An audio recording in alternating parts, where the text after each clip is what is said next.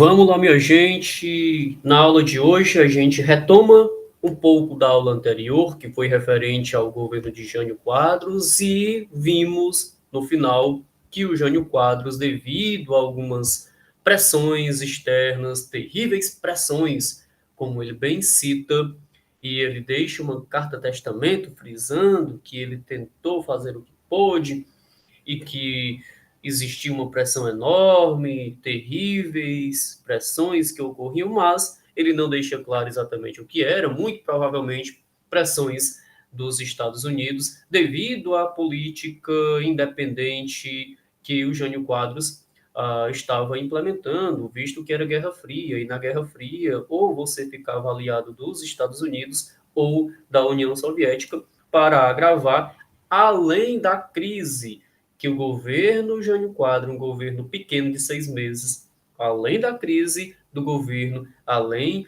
da inflação lá em cima, além da condição de vida da população ter piorado, além da pressão popular em cima dele, os Estados Unidos estavam de olho, pressionando Jânio Quadros. Jânio Quadros, ele foi aquele personagem polêmico, aquele personagem caricata, que falava muito bonito, né, audível para todos escutarem, que ia varrer a corrupção no Brasil. De fato, essa promessa foi jogada ao vento. A corrupção não é algo fácil de se acabar, ela está instaurada na gente e nós precisamos todo dia conscientizar o povo, não só políticos, mas o povo, a não ser corrupto. Furar fila, pegar a atividade do colega, né? Situações cotidianas, como aquele jeitinho brasileiro, roubar ao vez de alguém no serviço público, se beneficiar com o serviço público, uma vez que o serviço tem que ser para todos e não só para uma pessoa, privilegiar alguém em detrimento de outro. Isso tudo é corrupção e é coisa que está no nosso dia a dia e a gente acaba fechando os olhos e enxergando só os políticos. O Jânio Quadros, ele entrou como o grande herói da nação, né? Esse mito da época que dizia que iria acabar com a corrupção.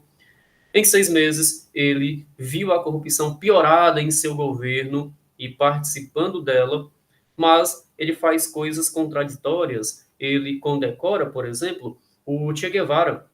E quando ele condecora o Che Guevara, que era um comunista, era um líder revolucionário de Cuba, para alguns Che Guevara era um herói, para outros ele era um grande vilão, mas o Che Guevara, de fato, ele não era visto com bons tons, né, com bons olhos pelos Estados Unidos, e devido a isso, os Estados Unidos viram como uma afronta condecorar um dos seus inimigos, e a pressão aumenta em cima do Jânio Quadros. Outra pressão em cima dele vai ser devido ele começar a ter um diálogo com a União Soviética, além de outros fatores, né? Ele perde o apoio dos militares, ele perde o apoio de uma parte da elite, porque a política econômica dele era ineficaz, e ele renunciou com a falsa ideia de que o povo iria pedir que ele ficasse.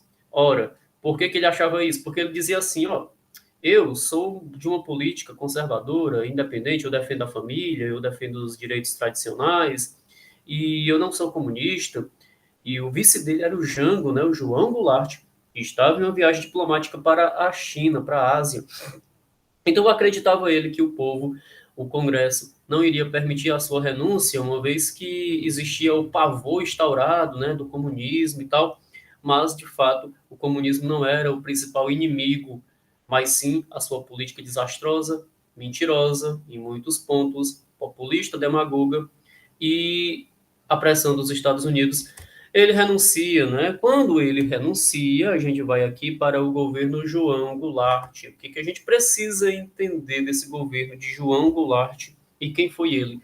João Goulart, ele era um político promissor, um político diplomata, sabia dialogar com a classe trabalhista e com os camponeses. Ele foi ministro do Trabalho de Getúlio Vargas, tinha um histórico muito positivo e sabia realmente fazer diálogos com grupos minoritários. E o João Goulart, ele era o vice-presidente, estava em uma viagem diplomática, o Congresso havia apoiado e havia também aprovado, né, uma verba para ele poder fazer essas viagens. e na viagem ele passa pelos Estados Unidos, depois vai para a Ásia e chega até a China. E quando acontece a renúncia de Jânio Quadros, nós teremos aqui no Brasil uma grande força-tarefa dos militares da sociedade conservadora para tentar impedir a posse do vice João Goulart. Lembremos que eles acusavam João Goulart de ser um líder da esquerda comunista. Então eles não queriam isso. Então o Ranieri Mazzilli, que era o presidente da Câmara, assume por um determinado tempo e o João Goulart, ele retorna da Ásia, né, para assumir. Só que quando ele retorna, a sociedade brasileira passava por diversas intrigas, os políticos também, e não queriam permitir a posse de João Goulart. Existia uma ideia de intervenção militar, mas o exército brasileiro não era uno na época. O terceiro exército do Rio Grande do Sul apoiava Lionel Brizola, e o Lionel Brizola foi um político que ajudou o João Goulart a assumir. O Brasil ficou à beira de uma guerra civil. João Goulart retorna para o Uruguai e o Congresso, dialogando, conversando com todos os deputados e senadores, resolve fazer uma proposta para o João Goulart. Que proposta seria essa? A proposta seria a seguinte: beleza, o governo João Goulart pode ser instaurado, João Goulart pode assumir, porém ele vai ter que aceitar assumir por meio do parlamentarismo. A sociedade conservadora, os deputados conservadores, militares, pressionaram João Goulart para voltar no parlamentarismo. O parlamentarismo tiraria uma grande parcela do poder do presidente, dando essa parcela de poder para o Congresso e para o primeiro-ministro. O João Goulart aceitou a proposta, o Congresso voltou rapidinho, né, no padrão de lei, para tornar o Brasil em um certo tipo de parlamentarismo onde o João Goulart não teria todos os poderes. O Tancredo Neves, ele foi o primeiro, tá? O primeiro ministro que governou o Brasil no sistema parlamentarista de João Goulart, tá bom? Depois do Tancredo Neves, tivemos mais dois presidentes, que não tem necessidade de citarmos, mas o Brasil passou por esse período de 61 até 63 no parlamentarismo, tá bom? Então eu coloquei essas lâminas aqui para a gente entender, né, a renúncia de Jânio Quadros, a tentativa de golpe conservador, certo? O João Goulart estava em uma viagem diplomática para a Ásia, para a China, e o Lionel Brizola encabeçou uma campanha legalista dizendo assim: olha, o João Goulart, pela lei do Brasil, deve assumir.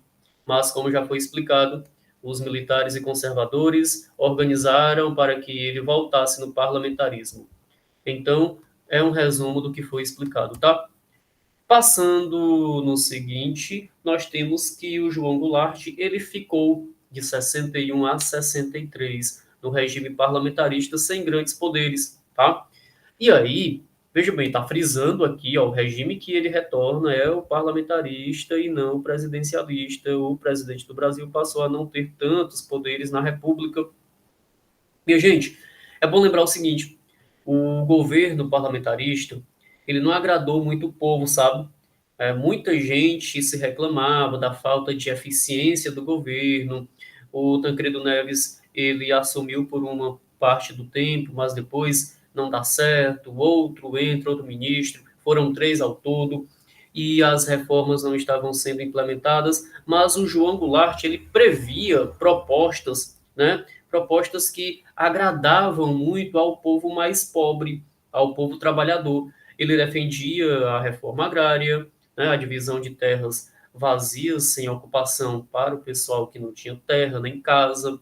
Ele defendia a lei da remessa dos lucros. Ora, ele dizia o seguinte: já que tem empresa do exterior funcionando no Brasil, essa empresa ela vai precisar investir no Brasil. Ela não pode só tirar riqueza, não pode só vender. Ela precisa investir em território nacional para deixar uma parte do benefício aqui. Então, a lei da remessa de lucros era essa, sabe? Mas as empresas dos Estados Unidos não gostaram dessa ideia porque achavam que não iriam ter o lucro que queriam ter. Ora, mas o João Goulart estava correto, minha gente. Se uma empresa está se beneficiando em uma cidade, em um estado, em um país, já que ela está tirando riqueza, está se beneficiando com o povo, com o território, ela precisa deixar também um legado positivo socialmente falando, né? Então ela precisa converter em subsídios, ajudas, né, construções de alguma benfeitoria para o território. E as empresas logo não gostaram porque acharam assim, ei, vai mexer no meu lucro? Não, a gente não quer, a gente é patrão. Então é nesse sentido, tá bom? Mas aí ele propôs também, gente, lá em Minas Gerais, nacionalizar a exploração do minério de ferro. E isso também não agradou as empresas do exterior e muito menos os Estados Unidos, né? O fato é que em 1963 o povo foi às urnas para votar novamente, mas não foi para votar em presidente, não, viu? O povo foi às urnas para votar em uma lei. A pergunta era: povo do Brasil, vocês querem o parlamentarismo ou o presidencialismo? E o povo, 83%, viu? 83% do povo quis o presidencialismo. Então, minha gente, 83% do povo não queria que existisse o parlamentarismo, mas sim o presidencialismo, para o presidente João Goulart ter total poder diante de seu governo, certo? Claro, respeitando os demais poderes, legislativo e judiciário. Mas, mais ou menos nesse sentido, aqui na lâmina também a gente tem um pouco do semblante que foi explicado, uma treta com os Estados Unidos devido à questão da nacionalização das minas de ferro, devido à lei da remessa de lucros, tá? Então é importante frisar isso. E nós tivemos também, com a posse do João Goulart, uma convulsão da elite conservadora que achava e acusava João Goulart de ser comunista, dizendo que ele iria trazer para o Brasil uma ditadura, tá bom? Mas o que o João Goulart ele tentou assim, que era de suma importância para a época, negociou, né, as dívidas com os Estados Unidos. O Brasil devia muito aos Estados Unidos, tá?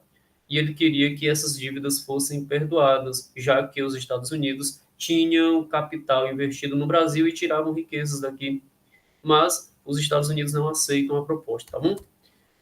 E enfim, depois, né, desse voto do plebiscito, o povo, eu falei que foi 83%, mas aqui está 82%, tá? Só um errinho de porcentagem. Mas percebam, a maior parte, a absoluta da população queria sim o presidencialismo, queria que o presidente tivesse mais autonomia para aplicar suas reformas. E aqui, né, um memezinho do Clodovil, impressionado mais gente, é isso mesmo, 83% apoiou que o presidente João Goulart tivesse poderes maiores, tá bom? E aí, nós temos aqui uma perguntinha no final da aula, por que as alas conservadoras, militares, empresários nacionais, latifundiários e empresários do exterior tentaram desestabilizar, né, o governo de João Goulart, tá? Por que eles não queriam que o João Goulart tomasse posse? Por que eles eram contra o João Goulart? Então, é a perguntinha que fica para a nossa atividade, tá certo? Minha gente, finalizamos aqui. Fiquem com Deus e até uma próxima.